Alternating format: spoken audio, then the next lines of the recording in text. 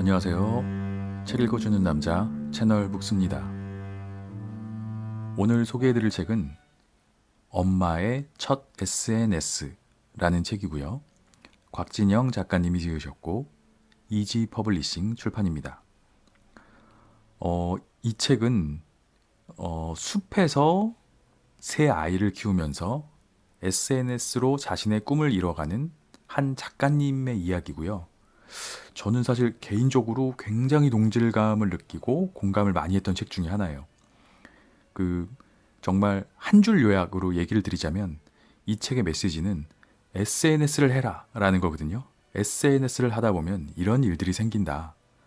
이런 메시지를 주는 책인데 개인적으로 저도 굉장히 비슷한 길을 걸어왔고 시기적으로도 저랑 비슷하신 것 같더라고요. 보니까 한 3년 정도 되셨다고 하는데 저도 개인적으로 한 2, 3년 정도 된 것 같아요. 지금 이 블로그 활동하고 유튜브, 뭐 인스타그램 시작한 게 책을 그냥 쭉 읽다 보니까 좀 쓰고 싶어지고 또 이야기를 하고 싶어지고 근데 그런 것들로 해서 시작을 했고요. 뭐 처음 시작할 때는 뭔가 목표가 있었던 건 아니고 그냥 자꾸 읽다 보니까 어딘가 기록을 하고 싶더라고요. 그래서 블로그에다 기록을 했고 이 지금 이 유튜브 채널은 사실은 그냥 호기심에 만들게 된 건데 그러다 보니 제가 할 수 있는 컨텐츠가 책이라는 것밖에 없어서 그냥 우연히 하게 됐던 거였고 그냥 처음엔 그런 거였죠. 나같이 평범한 직장인은 유튜브 채널 같은 거 못 만드는 건가? 한 3년 전만 해도 그렇게 많지 않았거든요. 저 같은 생각을 했던 사람이 제 생각에는. 그래서 그냥 만들어 보고 싶어서 만들고 좋아하는 게 책이니까 읽다 보니 책에 대한 이야기를 하게 됐고 그냥 그렇게 시작했던 SNS들인데 근데 지금 한 3년 가까이 지나서 생각해 보면 제 인생을 굉장히 많이 바꾸는 것 같아요. 아주 평범한 직장인의 삶에서 굉장히 활력이 있는 삶이 됐고 이 채널북스라는 부캐가 현실의 제 삶도 바꾸고 있는 것이 아닌가 이런 생각을 하고 있던 찰나에 이 책에서 똑같은 얘기를 하시는 것을 보게 됐죠. 그래서 굉장히 공감대를 느끼면서 읽었고요. 이 작가분이 말씀하시는 것처럼 SNS를 시작하세요라는 메시지에 저도 힘을 좀 실기 위해서 이 책을 소개하게 됐고요. 사실은 많은 분들이 SNS를 시간 낭비다라고 생각하는 사람들이 많으신 것 같아요. 이 책에서 작가님 똑같은 얘기를 해요. 사람들한테 SNS를 하라라고 권유를 하면 아유 그거 시간 낭비고 시간 너무 많이 잡아먹고 난 싫어 이렇게 얘기하는 분들 많고 또 어떤 분들은 SNS는 뭐 저 물려받은 거 많고 자랑거리 많은 이런 사람들이나 하는 거지. 괜히 해봐야 속만 상해. 이렇게 얘기하는 분들도 굉장히 많더라. 이렇게 얘기를 하시고요. 또 어떤 분들은 나는 완전 기계치라 가지고 그런 걸 아예 할 줄 몰라.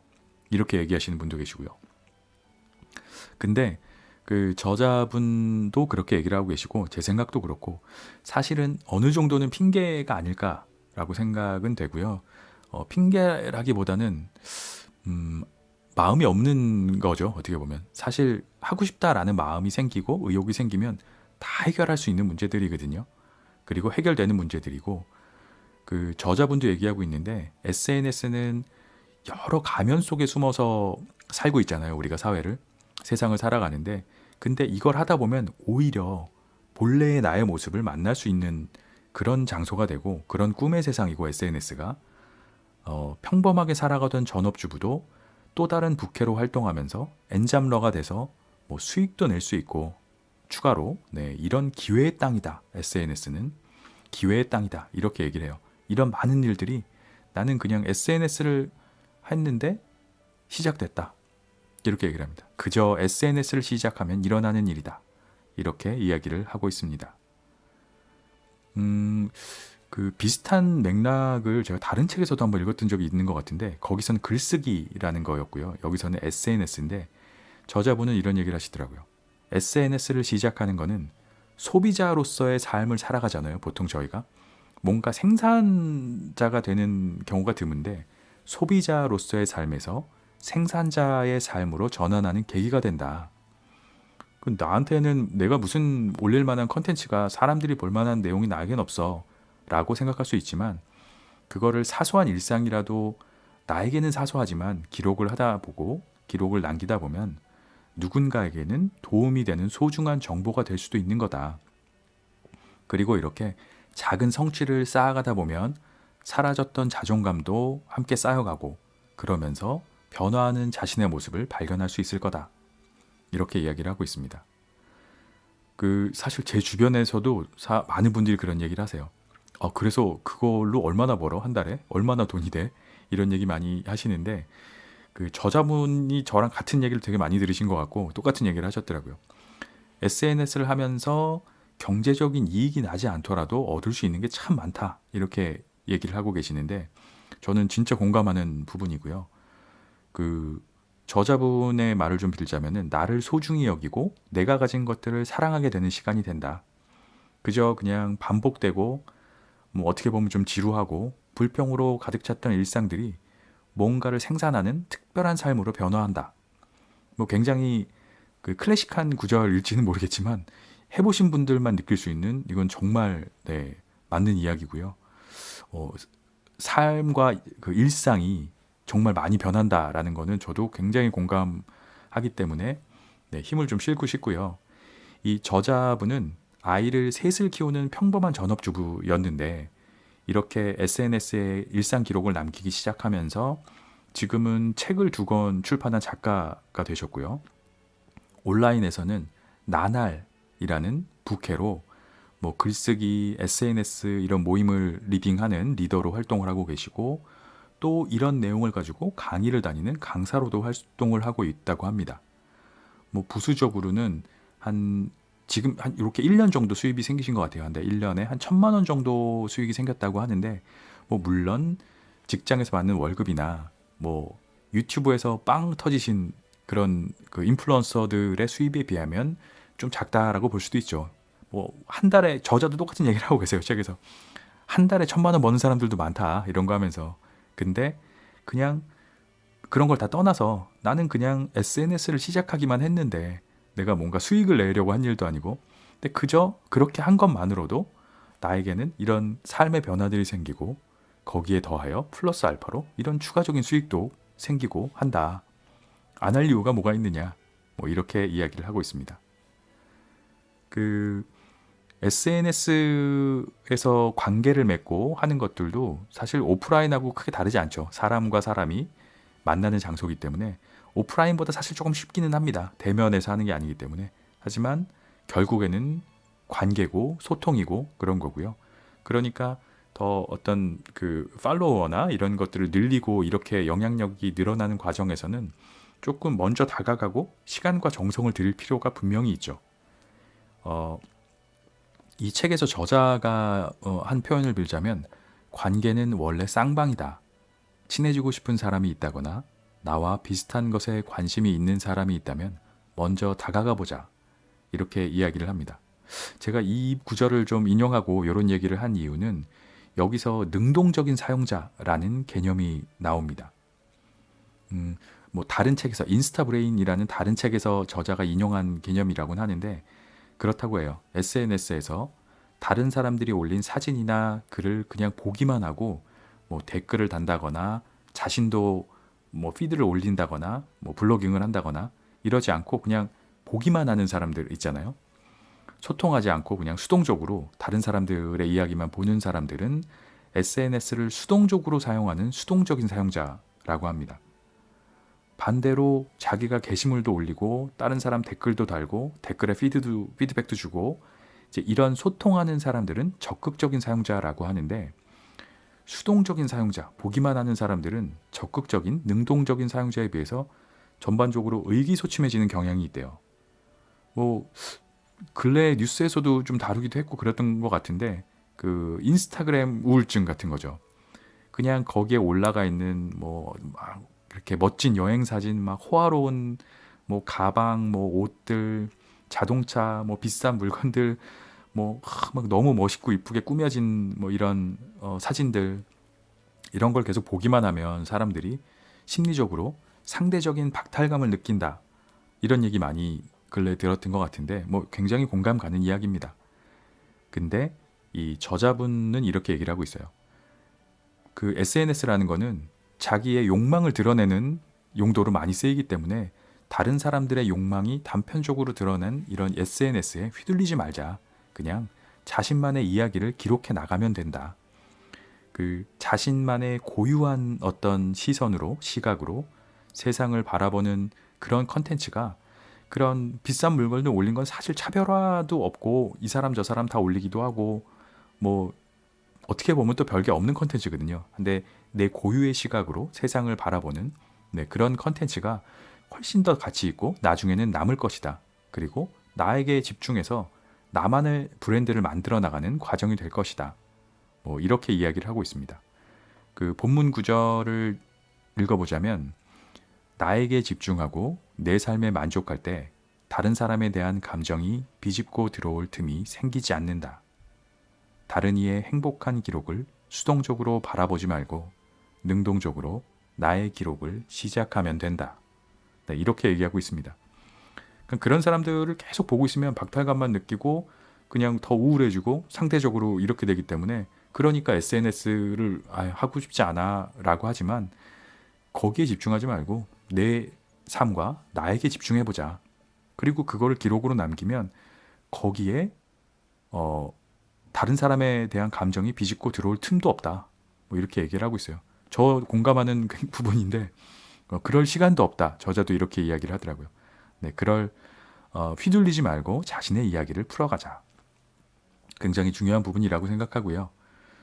여기에서 또 한 가지 나오는 개념이 스노우볼 효과라는 거를 언급하고 있습니다.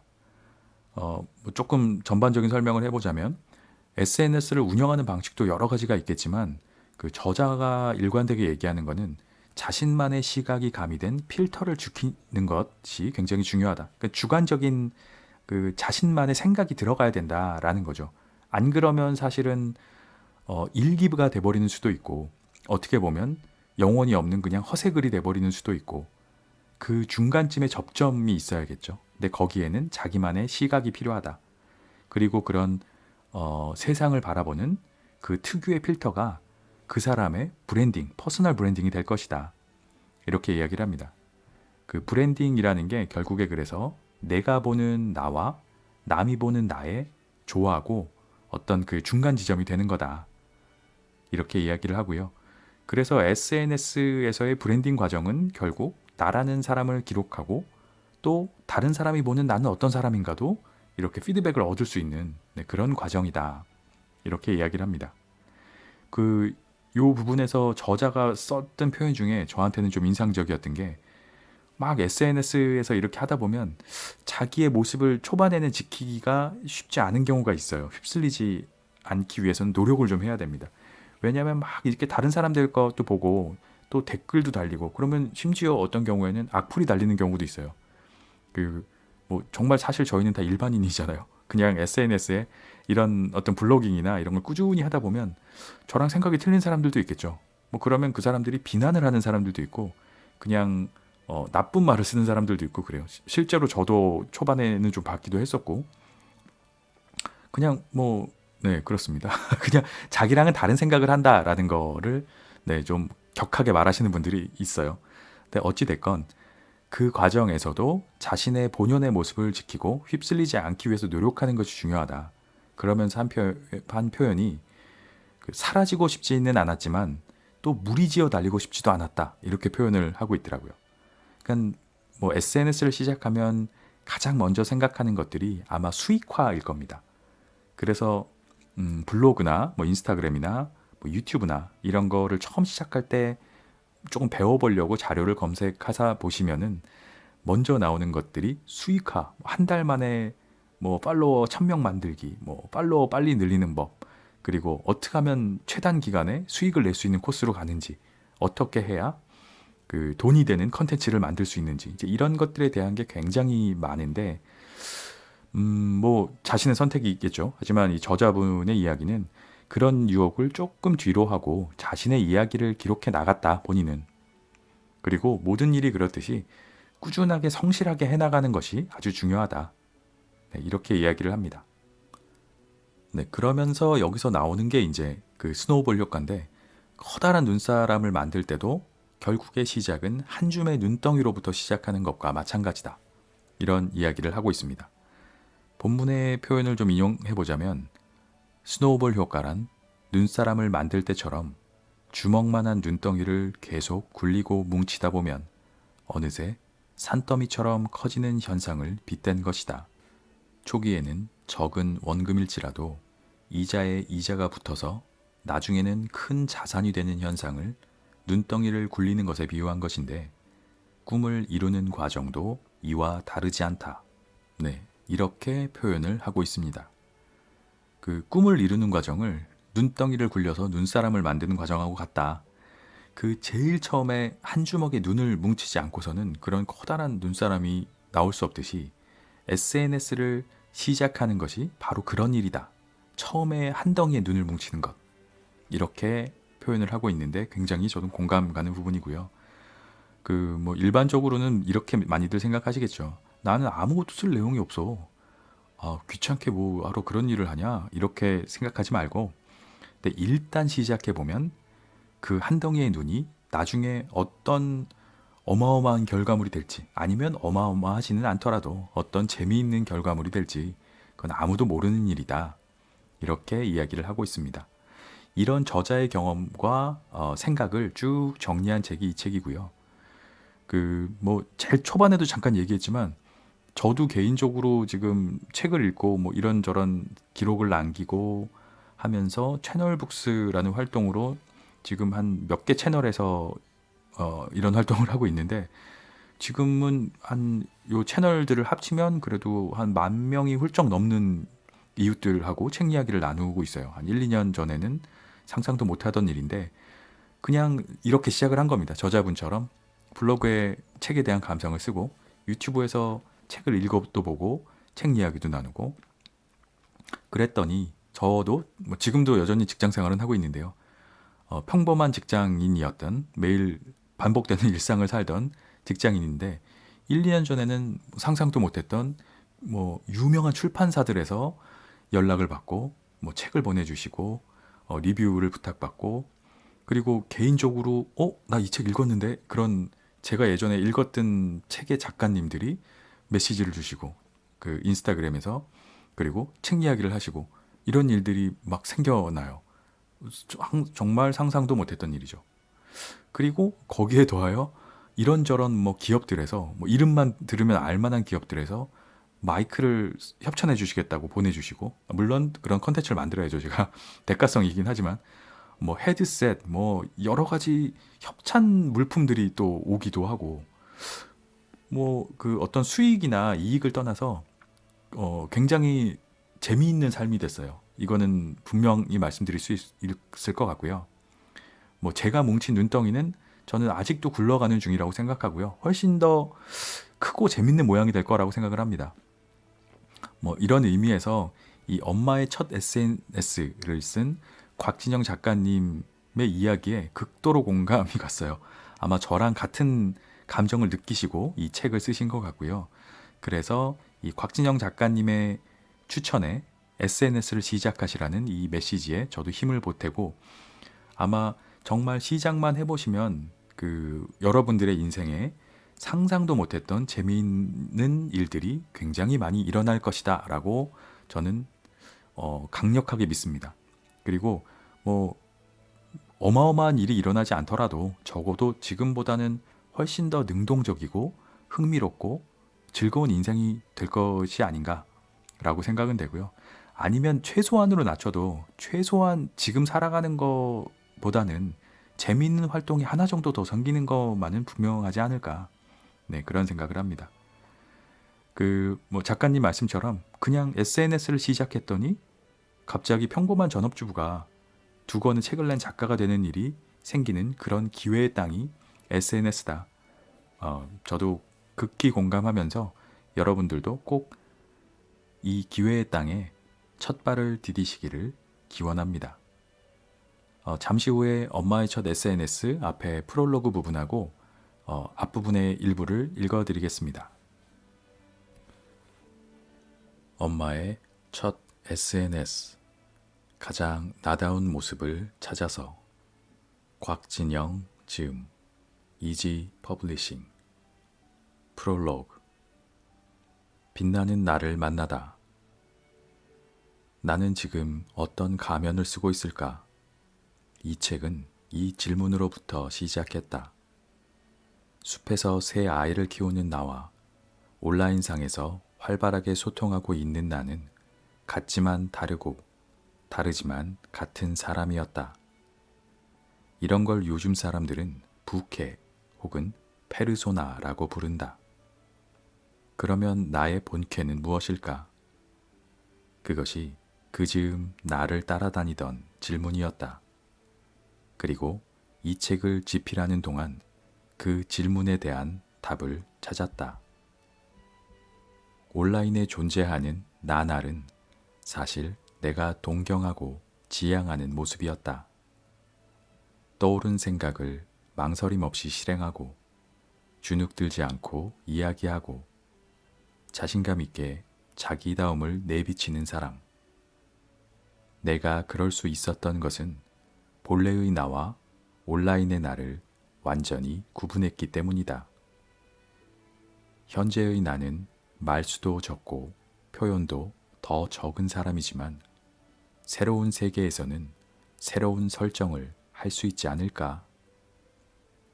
그렇게 3년여의 시간을 온라인에서 보냈다. 내향인 엄마는 온라인 세계에서만큼은 자신의 이야기를 펼쳐놓는 사람이 되었다. 너는 노래를 잘하는 거니 못하는 거니? 라고 묻는 친정 엄마의 질문에 쉽사리 대답을 못하면서도 온라인에서는 누구보다 뻔뻔하게 노래를 부르는 사람이 되었다. 그리고 이제 안다. 부끄러움이 많다고 손살에 치던 내 안에 사실은 자유롭게 에너지를 뻗어내고 싶었던 내가 있었음을. 결국 부캐로 설정했던 모습은 내가 그토록 세상 밖으로 내놓고 싶었던 내 안에 또 다른 나였음을. 온라인 활동을 하면서 나의 이야기를 세상에 드러냈다. 남들이 원하는 것 말고 내 안에 구석구석 숨어 있는 욕망을 찾았다. 내가 좋아하는 것을 찾아 경험하고 쌓아서 기록하고 공유했다. 3년 동안 내가 한 일은 이것이 전부다. 그 3년의 시간이 엄청난 수익을 내거나 나를 굉장히 유명인이 되게 한 것은 아니지만 그 과정을 통해서 나는 본래의 나를 만났다. 수많은 가면 속에 숨어 있던 맨 얼굴을 만났다. 빛나고 아름다운 나와 마주했다. 이 책을 쓴 것은 딱 그 이유 하나다.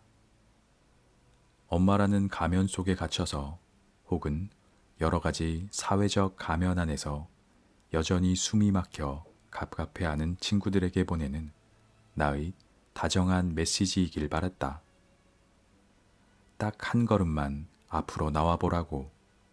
나를 가로막는 건 사실은 나였을지도 모른다고. 그러니 조금씩 자기만의 날갯짓을 시도해보라고. 나는 산에서 새 아이를 키우는 전엄맘이다.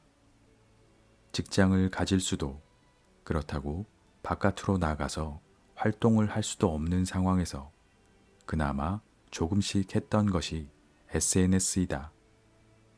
어떤 특별한 컨텐츠가 있었던 것도 아니다. 내가 살아가는 곳, 아이와의 관계, 좋아하는 취미생활을 하나씩 하나씩 기록하다 보니 어느새 나의 컨텐츠를 좋아하는 사람들이 생기고 그것이 한 권의 책이 되었다. 취미로 하던 기타는 강연의 소재가 되었고 좋아하는 글쓰기를 지속하기 위해 사람들을 모아 함께 하다 보니 수입이 되었다. 무엇도 작정하고 덤벼든 일은 없다. 일상을 특별하게 바라보고 기록했더니 어느새 내가 원하고 바라는 모습으로 살고 있었다. 그렇다고 내 삶이 확연히 달라진 것도 아니다. 아이들의 등 하원 시간과 여러 가지 돌봄과 관련된 시간을 고려하다 보면 할 수 있는 일보다 할 수 없는 일이 더 많다. 포기해야 하는 일도 생기고 바라만 봐야 하는 일도 있다. 그럼에도 나는 내 처지를 낙담하고 불평하기보다 꾸준히 내가 할 수 있는 만큼 세상을 향해 문을 두드린다. 어쩌면 이것이 내 삶의 균형을 이루는 동력이다. 엄마의 자리를 지키면서 무리하지 않는 범위 내에서 시도하는 것. 지금은 꾸준히 나를 쌓아가는 시기임을 인지하는 것. 할 수 있는 것은 피하지 않고 해내는 마음이다. 코로나19 시국은 오히려 이렇게 물리적인 한계가 있는 나 같은 엄마들에겐 한계를 극복할 수 있는 기회가 되었다. 외부로 나가지 않아도 양질의 수업을 들을 수 있고 온라인으로도 사람들과 프로젝트나 강의를 진행할 수 있기 때문이다. 시간이나 장소에 구애받지 않고 집에서도 얼마든지 내가 하고자 하는 일을 할 수 있는 환경이 되었다. 이 환경을 충분히 활용하면 좋겠다. 두 번째 책을 쓰면서 가장 많이 들었던 생각은 엄마가 나날로 활동할 수 있게 늘 나를 지지하고 자랑스러워해주는 가족에 대한 고마움이었다. 예전만큼 엄마로서의 역할을 제대로 해내지 못하고 있다는 두려움이 때때로 찾아올 때마다 아이들은 온몸으로 지금도 충분하다고 표현해줬고 남편은 버거울 때마다 구원투수처럼 나타나 끝도 없는 내 고민들을 묵묵히 들어주고 새 아이를 도맡아주기도 했다. 내가 첫 책을 가족의 성장 이야기로 시작할 수밖에 없었던 이유다. 그 외에도 온라인 활동을 하면서 마음을 주고받는 수많은 친구들, 특히 책에도 언급될 만큼 나에게 영감이 되고 배움을 주는 동료들에게 감사하다. 혼자의 힘으로는 여기까지 올 수 없었고 앞으로도 마찬가지임을 안다. 가까이서 때로는 멀리서 자기만의 기록을 꾸준히 이어가며 자유롭게 헤엄치다가 드넓은 바다에서 만나기를 그날을 기다리며 오늘도 유유히 온라인 세상을 헤엄쳐 본다. 파트 1. 현재의 나와 마주하다. 엄마, 엔잡러가 되다. 나는 아이 셋을 키우는 10년차 전업주부다. 뱃속에 생명이 들어설 때마다 사회와 한 걸음씩 멀어지는 기분이 들었다. 남편이 나 오늘 회식이야 라든지 야근해야 돼 일이 너무 많아 라고 할 때마다 불편한 감정이 생겼다. 처음엔 혼자 아이를 봐야 하는 고단함 때문인 줄 알았다. 차라리 그랬다면 덜 부끄러웠을지 모른다. 불편함의 정체는 사실 질투였다. 자신의 업무에서 인정받고 있는 남편에 대한 부러움이었다. 나도 생산적이고 가치 있는 일을 하고 있다고, 생명을 키우는 위대한 일을 하고 있다고 생각하면서도 때때로 마주하는 초라함을 숨기기가 힘들었다. 독서 지도사, 보육교사, 유치원 정교사 등 어떻게든 경력 단절을 극복하고 사회로 복귀하는 날을 꿈꾸며 자격증 공부를 했다. 진짜 일을 하려고 했던 건지 공부를 할 때만큼은 불안함을 감출 수 있어서였던 건지 아마도 둘 다 이유였겠지만 밤을 새워 공부하고 시험을 보며 위안을 삼았다. 그랬던 내가 불과 몇 년도 지나지 않아 여러 개의 일을 하며 소소한 수익까지 얻고 있는 흔히 말하는 엔잡러가 되었다. 작가, 강연가, 독서와 글쓰기 등 각종 모임 리더에 모임을 홍보하고 모객하는 업무까지 수많은 일을 하고 있다. 본업이었던 아이들을 가르치는 일도 놓치지 않았다. 대충 세어봐도 대여섯 가지의 사회적인 활동을 하고 있는 나. 일을 하겠다고 마음 먹은 것도 아닌데 하나 둘 쌓여가는 프로젝트들은 어느새 나의 고정 수입이 되었다. 어느 틈에 나에게 업이 생긴 것이다. 그럼 소는 누가 키우나? 이 옛 유행어처럼 초라함을 느끼면서도 선뜻 사회활동을 시작하지 못했던 건 아이들 때문이었다. 아이를 맡아줄 사람도 없었거니와 아이를 맡길 마음도 없었던 고집불통 엄마. 마치 나의 모든 생산성을 아이 키우는 것에 올인한 듯 자발적으로 소를 키우는 엄마가 나였다. 그럼 지금은 아이들을 어딘가에 맡기고 있을까? 아니다. 여전히 아이들은 내가 키우고 있다. 그것이 가능한 이유는 대부분의 나의 일은 아이들이 학교와 어린이집에 가는 시간에 온라인에서 이루어지기 때문이다.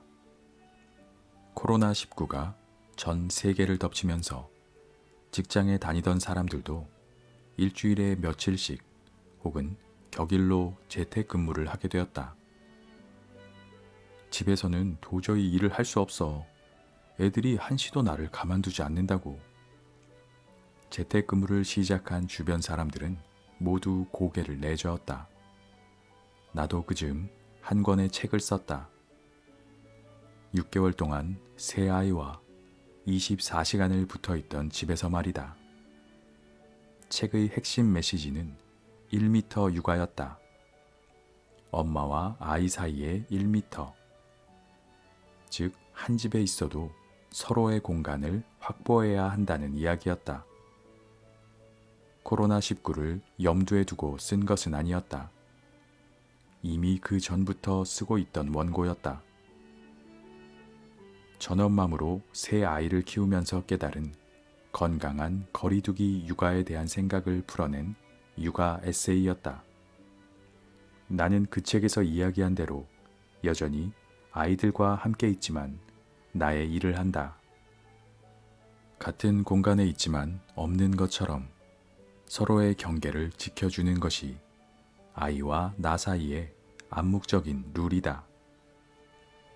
아이들이 놀 때 나도 웬만하면 끼어들지 않고 아이들도 스스로 할 수 있는 일에 굳이 엄마를 부르지 않는다.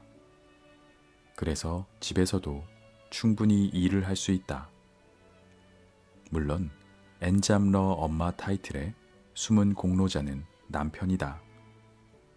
가끔 설거지가 산처럼 쌓여 있어도 정리하지 않은 세탁물이 넘쳐나도 때때로 주말에 홀로 새 아이를 봐야 해도 아내를 자랑스럽게 봐주는 남편이 있었기에 가능한 일이다. 여전히 오빠라고 부르면 대부분 고개를 끄덕여주는 남편 덕에 나는 수많은 일을 도전하고 해내고 있다.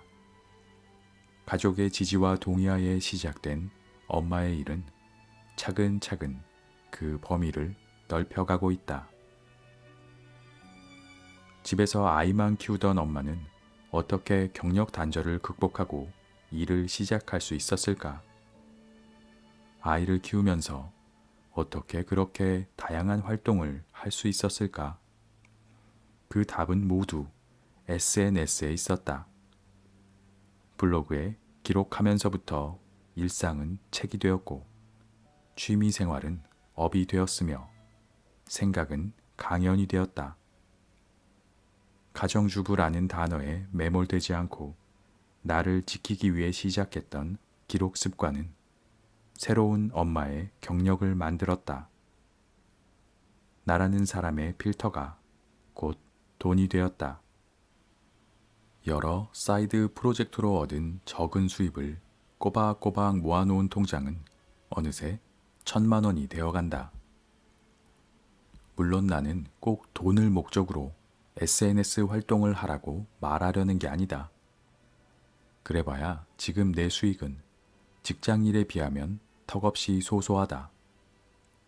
하지만 전업주부, 경력 단절 같은 어감도 별로인 수식어 뒤에 있던 나라는 존재가 좋아하는 일로 스스로의 가치를 높이면서 생산성을 낼 수 있는 사람이 되었다는 것이 중요하다. 또는 플러스 알파처럼 따라올 뿐이다. 온라인에 기록을 하는 것만으로도 이런 일이 가능하다고? 나의 경우 그렇다.